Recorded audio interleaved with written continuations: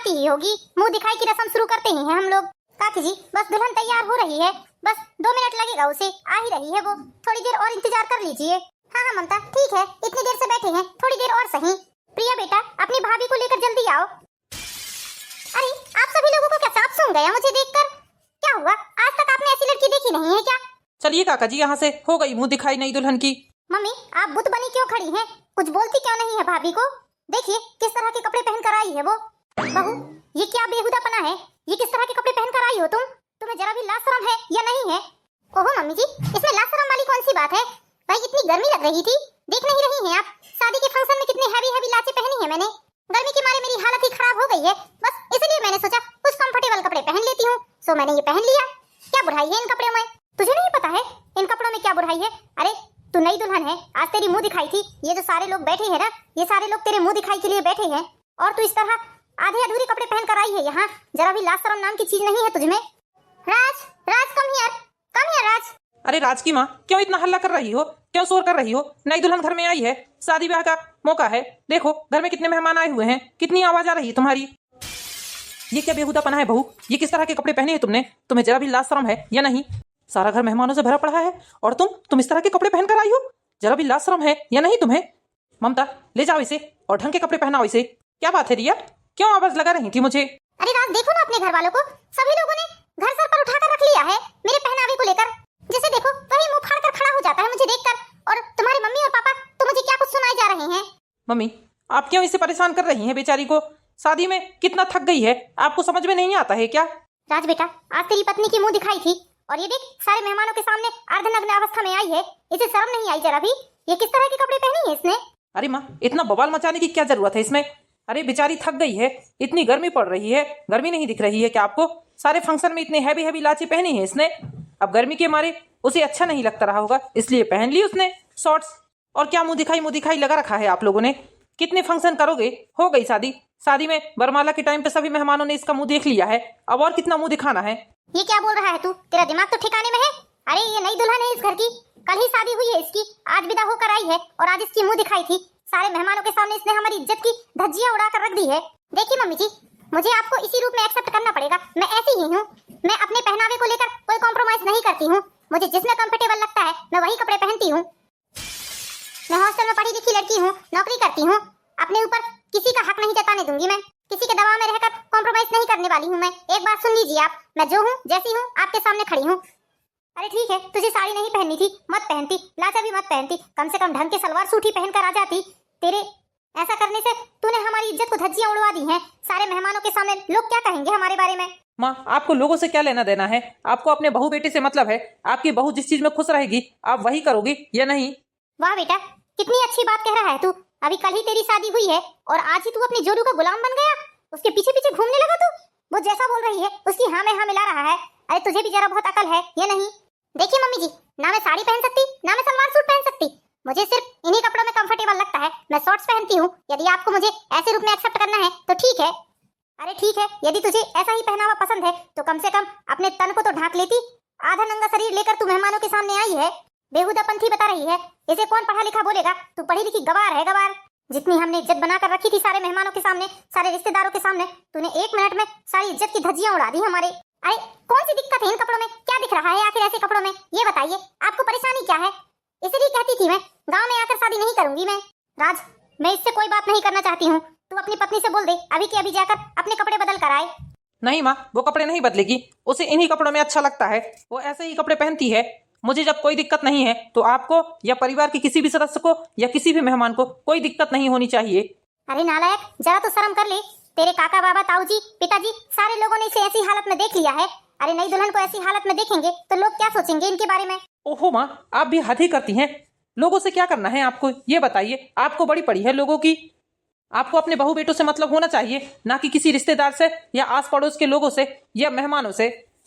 वाह बेटा 24 घंटों में ही तू इतना बदल जाएगा, मैंने कभी सोचा भी नहीं था। इस हाफ पैंट वाली लड़की के लिए तू मुझसे बहस कर रहा है?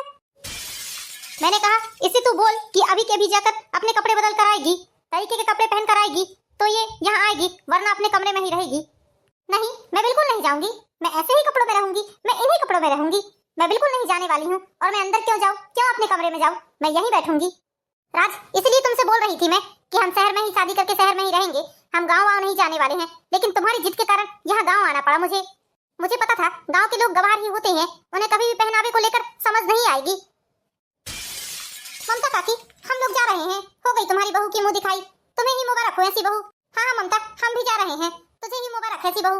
देख लिया तूने, घर आए मेहमान हमारे मुंह में हमारी बेइज्जती करके चले गए। अरे नालायक, ऐसी मॉडर्न लड़की से शादी किया है तूने।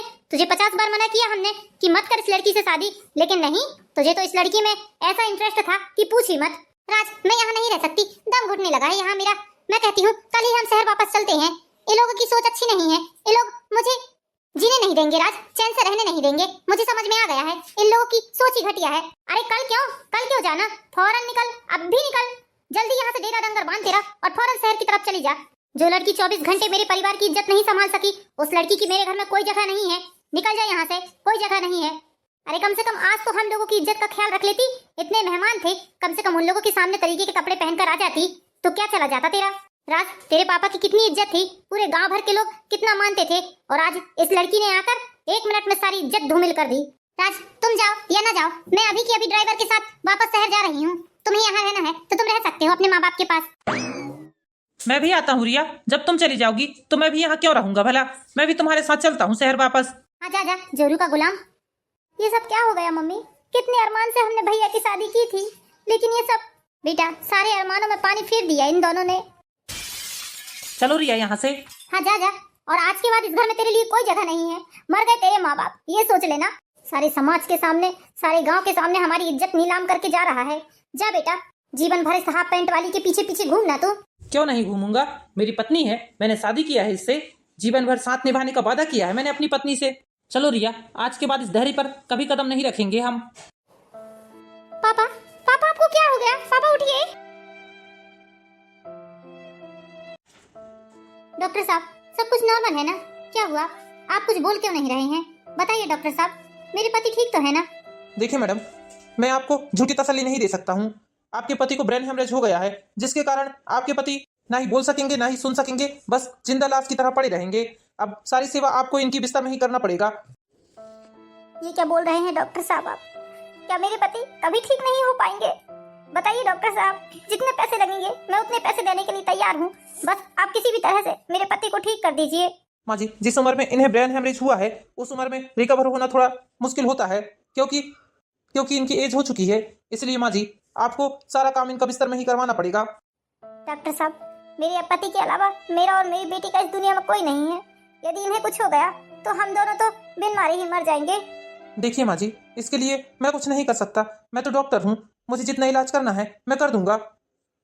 आगे ऊपर वाले से प्रार्थना करिए, आप वही कुछ चमत्कार कर सकते हैं जिससे आपके पति ठीक हो जाएं, वरना मेरे हाथ में कुछ नहीं है। मुझे जो करना था वो कर दिया है मैंने। ऊपर वाले से दुआ करिए, आप तो वही कुछ चमत्कार कर सकते हैं। ठीक है अम्मा जी, आप इनका ध्यान रखिएगा। आपको कुछ नहीं होगा, आप बहुत जल्दी ठीक हो जाएंगे, देख लीजिएगा। मैं आपको कुछ नहीं होने दूंगी। 2 दिन के बाद हॉस्पिटल से छुट्टी मिल जाती है रामप्रसाद जी को। देखिए, मैं आपकी ममता हूँ, मुझसे बात करिए। आप मुझे पहचान क्यों नहीं रहे हैं? सुनिए ना जी, जब कभी हमारा लड़ाई झगड़ा होता था तो आप मुझसे 1 घंटे भी बिना बोले नहीं रह पाते थे। इतना प्यार करते थे आप मुझसे, और अब ऐसे रूठ गए हैं कि बस टुक टुक देखते रहते हैं, बोलते नहीं हैं, मुझे पहचान भी नहीं रहे हैं। शादी के नाम पर ऐसा तूफान आया हमारे घर में कि सब कुछ तहस नहस करके चला गया, सब कुछ बर्बाद कर दिया। मेरे हंसते खेलते घर को उजाड़ के चला गया ये तूफान। ये लीजिए मम्मी, पापा को दवाई खिला दीजिए, पापा का दवाई का टाइम हो गया है। ये क्या मम्मी, आपने फिर से रोना शुरू कर दिया? मैंने आपको कितनी बार समझाया है कि आप रोया मत कीजिए। क्या करूं बेटा, तेरे पापा की ऐसी हालत देखकर मुझे रोना आ ही जाता है। क्या सोचा था हमने और क्या हो गया है।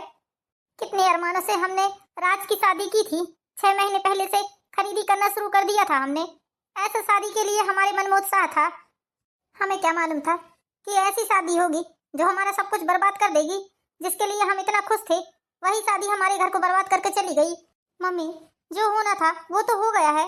देखिए मम्मी, बार बार उन्हीं बातों को लेकर आप अपने दिल को मत दुखाइए। पापा को तो जैसे तैसे हम दोनों मिलकर संभाल ही लेंगे, लेकिन यदि आपको कुछ हो गया तो मेरा क्या होगा? आपने कभी सोचा है मैं कैसे कैसे आप दोनों को संभाल पाऊंगी?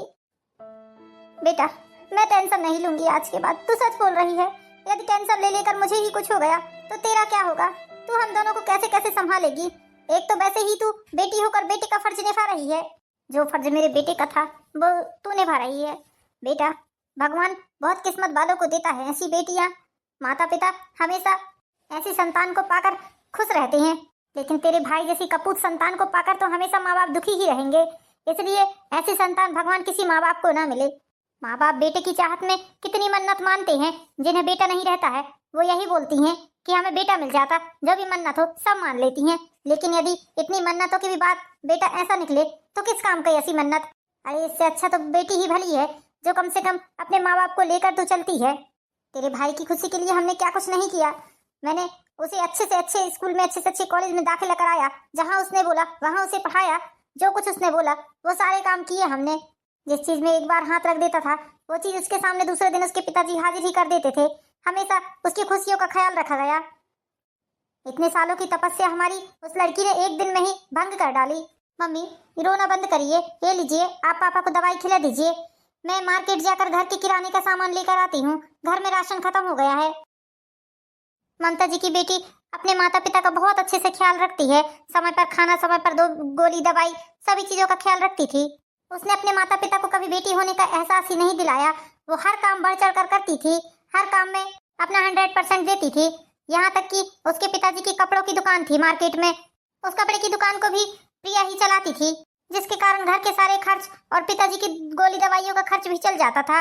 इस तरह समय गुजरते गया और गुजरते हुए समय के साथ पूरे 2 साल बीत चुके थे। इन 2 सालों में राज ने एक बार भी अपने माता पिता की खबर लेने की कोशिश नहीं की, ना ही घर पर एक बार भी फोन लगाया। ठीक है मम्मी, मैं दुकान चलती हूँ, आप पापा का ख्याल रखिएगा। मैंने खाना पीना सब बना कर रख दिया है। प्रिया बेटा, जरा देर बैठ मेरे पास, तुझसे कुछ बहुत जरूरी बात करनी है मुझे। बहुत दिनों से तुझसे बात करने की कोशिश कर रही हूँ, लेकिन इतनी व्यस्त है तू कि तुझसे बात करने का टाइम ही नहीं मिल पाता है मुझे। मम्मी, आपके लिए तो मेरे पास टाइम ही टाइम है। बताइए क्या बात है, क्या बोल रही हैं? प्रिया बेटा, तेरे लिए एक बहुत अच्छा रिश्ता आया है। तेरे मामा जी ने बहुत अच्छा रिश्ता बताया है तेरे लिए। मैं सोच रही हूँ बेटा कि तू मेरे जीते ही शादी ब्याह कर ले और अपने घर चली जाए, तो कम से कम मैं भी सुकून से रह पाऊंगी। नहीं मम्मी, मैं शादी नहीं कर सकती। आपको पता है ना, मैं शादी कर लूंगी तो आप लोगों की देखरेख कौन करेगा? आप लोगों की देखभाल करने वाला भी तो एक जन होना चाहिए। देख बेटा, तेरा हमारी चिंता करना जायज है, लेकिन बेटा तेरी उम्र हो चली है, हम अपने स्वार्थ के कारण तुझे कुंवारा नहीं बिठा सकते। मम्मी, इसमें स्वार्थ की क्या बात है भला? आप ऐसी बातें क्यों कर रहे हो? देख बेटा, जब तक बच्चों की शादी ब्याह नहीं हो जाती, माता पिता को टेंशन ही लगी रहती है। अब तेरे पापा इस हाल में नहीं है कि वो तेरे बारे में सोच भी सके। मैं ही हूँ, तेरी माँ कह ले तो मैं हूँ, पिता कह ले तो मैं हूँ, मुझे ही तेरी चिंता करनी पड़ती है। इसलिए बेटा, रिश्ता अच्छा है, तू शादी के लिए हाँ कर दे। ठीक है मम्मी, मैं शादी के लिए तैयार हूँ, लेकिन मेरी एक शर्त है कि लड़का यहीं रहेगा, क्योंकि मैं आप दोनों को छोड़कर कहीं नहीं जाने वाली हूँ। अरे बेटा, आज के जमाने में ऐसे लड़के कहाँ मिलते हैं जो ससुराल में आकर बस सकें।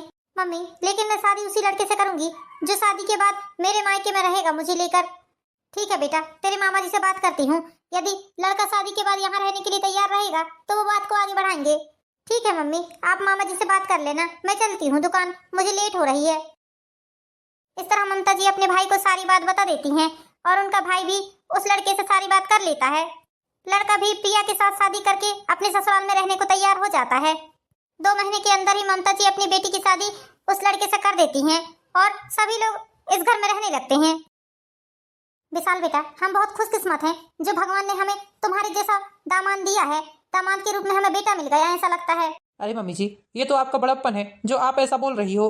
नहीं नहीं बेटा, हमारा बड़प्पन नहीं है, हम सच बोल रहे हैं जो भी बोल रहे हैं। हम बहुत खुशकिस्मत है जो भगवान ने हमें तुम्हें जैसा दामाद दिया है। बेटा, पूरे 2 महीने हो गए तुम दोनों की शादी को, और 2 महीने के अंदर हमें ये सब समझ में आ गया है कि तुम कितने अच्छे हो। समय समय पर अपने ससुर जी को डॉक्टर के पास ले जाना, उनकी सारी देखभाल करना तुम ही कर रहे हो। मम्मी जी, जैसे आप प्रिया के माता पिता हो वैसे मेरे भी हो, इसलिए जितना फर्ज प्रिया का बनता है उतना ही मेरा भी बनता है आप लोगों के प्रति। भगवान ने मुझसे मेरे माता पिता तो बचपन में ही छीन लिया था, लेकिन शादी होने के बाद आप लोगों के रूप में मुझे मेरे माता पिता मिले हैं, इसलिए अब मैं ये मौका बिल्कुल नहीं छोड़ना चाहता हूँ। अब मैं आप लोगों की अपने माता पिता समझकर ही सारी सेवा करूंगा। भगवान से कम एक शिकायत दूर हो गई कि उन्होंने मुझसे मेरे माता पिता को छीन लिया था, लेकिन आप लोगों को देकर उन्होंने फिर से मुझे माता पिता का सुख प्रदान किया है, इसलिए मैं उनका शुक्रिया अदा करता हूँ। बेटा, तुम जो हम लोगों की सेवा कर रहे हो वो निस्वार्थ भाव से कर रहे हो, ये हमें पता है। तुम्हारा प्रेम निश्चल है, इसलिए बेटा हमने तुम्हें देखते हुए ये फैसला लिया है कि हम हमारी सारी धन संपत्ति तुम दोनों के नाम कर रहे हैं। मम्मी जी ये क्या बोल रही हैं आप? देखिए मम्मी जी, भगवान का दिया हुआ मेरे पास बहुत कुछ है। मेरे माता पिता ने इतना कुछ बना दिया था कि मैं पूरे जीवन भर भी बैठकर खाऊंगा तो खत्म होने वाला नहीं है। इसलिए मम्मी जी आप मेरे नाम संपत्ति मत करिए, आप अपने ही नाम रखिए संपत्ति। क्योंकि आपका भी एक बेटा है, आज नहीं आ रहा है तो कभी ना कभी तो आएगा वो आपसे अपनी प्रॉपर्टी का हिस्सा मांगने। काहे का बेटा? कौन सा बेटा? कहाँ का बेटा? मेरा कोई बेटा नहीं है। मेरा बेटा कब का मर चुका है, आपको पता नहीं है क्या जवाई बाबू? मम्मी जी ऐसा मत कहिए, मुंह से बोल देने से कोई खून के रिश्ते खत्म नहीं हो जाते हैं। बेटा मुझे तो रिश्तों का ज्ञान बहुत अच्छे से है, लेकिन उसे यदि रिश्तों की जरा भी लिहाज होता, जरा भी चिंता होती तो वो इन 2-2.5 सालों में एक बार तो आकर मुझसे पूछता या एक बार तो फोन लगाता। पलटकर अपने माता पिता की तरफ देखा तक नहीं उसने, अपनी हाफ पैंट वाली बीवी के साथ चला गया। एक बार उसने ये जानने की कोशिश तक नहीं की कि उसके माता पिता जिंदा हैं या मर गए। उसकी बहन अकेली कैसे कैसे करती होगी, क्या करती होगी। वो तो भगवान का शुक्र है कि भगवान ने मुझे इतनी अच्छी बेटी दी है जो बेटा का पूरा फर्ज निभा रही है। वो सब ठीक है मम्मी जी, लेकिन मैं आपकी धन संपत्ति नहीं ले सकता। ठीक है बेटा, यदि तुम नहीं लेना चाहते हो तो मैं तुम्हें फोर्स भी नहीं करूंगी, लेकिन मैं अपनी सारी धन संपत्ति, सारी प्रॉपर्टी अपनी बेटी के नाम पे कर रही हूँ। मम्मी मैं इतनी बड़ी जिम्मेदारी नहीं उठा सकती हूँ, आप ये प्रॉपर्टी को अपने ही नाम पर रखिए। नहीं बेटा, मैं प्रॉपर्टी तेरे नाम कर देती हूँ जीते जी। मरने के बाद मैं नहीं चाहती कि मेरे मरने के बाद मेरी प्रॉपर्टी का एक फूटी कौड़ी हिस्सा भी उस नालायक के हाथ में लगे। कल ही हम कोर्ट जाकर प्रॉपर्टी के सारे कागजात बनवा लेंगे और सारी प्रॉपर्टी तेरे नाम कर देंगे बेटा। क्योंकि बेटा मुझे पता है प्रॉपर्टी एक ऐसी चीज होती है जो खून की भी प्यासी हो जाती है। इस तरह ममता जी अगले दिन जाकर अपनी सारी प्रॉपर्टी अपनी बेटी के नाम पे कर देती हैं। ममता जी ने सारी प्रॉपर्टी अपनी बेटी के नाम पे कर दी है। ये बात सुनकर उनका बेटा राज बौखला जाता है। किसी रिश्तेदार के द्वारा उन्हें ये बात पता चल जाती है। 2 दिन बाद ममता जी के दोनों बहू बेटे घर पर आ धमकते हैं। आप बैठिए मम्मी, मैं देखती हूँ कौन आया है। तो अरे बेटा तू बैठ, मैं देख कर आती हूँ कौन आया है दरवाजे में। प्रणाम मम्मी, कैसी हो आप और पापा कैसे हैं? देख लिया तुमने अपनी माँ को किस तरह का व्यवहार किया उन्होंने हमारे साथ। इतने सालों के बाद बहू बेटे घर आए हैं, कम से कम उनकी खैर खबर तो पूछना था। इसी कारण से तो मैं यहाँ आना नहीं चाहती थी, मुझे बिल्कुल पसंद नहीं था यहाँ आना। हाँ रिया, मैं भी थोड़ी ना यहाँ आना चाहता था, मैं तो इन लोगों की शक्ल भी नहीं देखना चाहता था, लेकिन मजबूरी है, प्रॉपर्टी की खातिर आना पड़ा मुझे। हाँ तो चलो काम की बात करो चलकर और यहाँ से छुट्टी पाओ। देखो देखो किस तरह तुम्हारी माँ हम लोगों को इग्नोर करके यहाँ आकर शांति से खड़ी है। मम्मी क्या आपको मुझे देखकर और रिया को देखकर खुशी नहीं हुई? इतने सालों के बाद हम लोग घर वापस आए हैं। अरे जरा देखो तो तुम्हारे पिताजी को, सारी बात सुनते हुए भी कान के बहरे और सारी चीजें देखते हुए भी आंख के अंधे बने हुए लेटे हैं। ना जाने तुम्हारे माँ बाप को किस चीज का घमंड है। अरे कोई और होता तो उठकर अपने बच्चे को गले लगा लेता। ठीक है, यदि आप लोग मुझे इग्नोर ही कर रहे हो, ठीक है, मुझे भी आप लोगों की शक्ल देखने का कोई शौक नहीं लगा है, वो तो मैं मजबूरी में आया हूँ यहाँ पर। ये लो मम्मी, अपने पति से बोलकर इन कागजात पर साइन करवा दो उनके, फिर उसके बाद हम दोनों ही चले जाएंगे यहाँ से। देखो मुझे तुम दोनों से कोई बात नहीं करनी है, मेरे पति की तबीयत ठीक नहीं है, बहुत बीमार रहते हैं वो, इसलिए तुम दोनों यहाँ से शांति से चले जाओ बस। हमें भी कोई शौक नहीं लगा है आप लोगों की शक्ल देखने का, हम लोग तो बस यहाँ प्रॉपर्टी के कागजात पर साइन करवाने के लिए आए हैं। प्रॉपर्टी के कागजात पर? किसकी प्रॉपर्टी के कागजात पर साइन करवाने आए हो तुम? अरे पापा की जो प्रॉपर्टी है उसमें मेरा अधिकार है या नहीं? मैं इकलौता बेटा हूँ आप लोगों का, तो मेरा अधिकार तो बनता है ना, इसलिए सारी प्रॉपर्टी मेरे नाम कर दीजिए, उसके बाद मैं चला जाता हूँ। आज नहीं तो कल मुझे ही दोगे ना आप। प्रॉपर्टी तो बहुत दूर की बात है, एक फूटी कौड़ी भी नहीं मिलेगी तुम्हें। हमारी धन संपत्ति में से कोई अधिकार नहीं है तुम्हारा इस धन संपत्ति में। मुझे पता है, सारी प्रॉपर्टी आप लोगों ने प्रिया के नाम कर दी है ना। अरे इसका क्या अधिकार है प्रॉपर्टी में? ये तो पराए घर की लड़की है ना, ससुराल में जाकर क्यों नहीं रहती है? यहाँ हमारी प्रॉपर्टी में हक जता रही है बैठे बैठे। बेटी पराए घर का धन होती है, माँ बाप के धन पर उसका कोई अधिकार नहीं रहता। माँ बाप की धन संपत्ति में सिर्फ और सिर्फ बेटे का अधिकार होता है। आपने मुझे चांटा मारा, मुझे, अपने बेटे को? कौन सा बेटा? काहे का बेटा? कहाँ का बेटा? मर गया मेरा बेटा। जिस दिन तूने इस नक्चढ़ी लड़की से शादी की उसी दिन तू मेरे लिए मर चुका था। तेरा कोई अधिकार नहीं है, ना ही हम लोगों पर और ना ही हमारी इस प्रॉपर्टी पर। अरे जिस दिन से तू इस घर से गया है, एक बार भी पलटकर अपने माँ बाप की तरफ देखा है कि मेरे माँ बाप बूढ़े हैं, कैसे हैं, कैसे नहीं, मरे हैं या जिंदा हैं? क्या तुझे ये बात पता है कि तेरे घर से बाहर कदम रखते ही तेरे पिताजी को ब्रेन हेमरेज हो गया था? तब से लेकर आज तक वो बिस्तर में ही पड़े हैं। अरे ये झूठी बीमारी का बहाना किसी और को बताना, मुझे पता है ये कोई बीमार नहीं है, ये तो बस प्रॉपर्टी मुझे ना देना पड़े इसलिए ये बीमार होने का बहाना कर रहे हैं। कैसी औलाद है तू जो अपने बाप की बीमारी को बहाना बता रहा है? मेरे पति बहाना कर रहे हैं बिस्तर में पड़े पड़े। अरे तुझे क्या मालूम कि कितनी तबीयत खराब थी उनकी। जिस बेटी को तू पराया बता रहा है ना, आज यदि हम लोग जिंदा हैं तो उसी बेटी के कारण है। वही बेटी है जो हम लोगों का पूरा कर रही है इतने दिनों से। जो फर्ज तेरा और तेरी बीवी का था वही फर्ज मेरी बेटी निभा रही है आज तक। निकल जा इस घर से और दोबारा कभी कदम मत रखना इस घर में, और भूल जाना कि तेरे कोई माँ बाप थे। अपने माता पिता होने का सारा अधिकार छीनती हूँ मैं तुझसे। निकल जा इस घर से। बड़ा आया अधिकार लेने वाला। अधिकार तेरे को पता है और फर्ज नहीं पता तुझे। उस दिन कहाँ गया था तू जिस दिन तेरी बीबी हाफ पैंट पहनकर सारे मेहमानों के सामने आई थी? तब तो तुझे अपने माँ बाप की इज्जत का जरा भी ख्याल नहीं आया। आज तुझे माँ बाप की प्रॉपर्टी का ख्याल आ रहा है। मैंने कहा निकल जा मेरी नजरों के सामने से, और कभी अपनी ये मनहूस शकल मुझे मत दिखाना। तेरा और तेरी इस नकचढ़ी बीबी का कोई अधिकार नहीं है हम लोगों पर, और ना ही हमारी प्रॉपर्टी पर। राज चलो यहाँ से।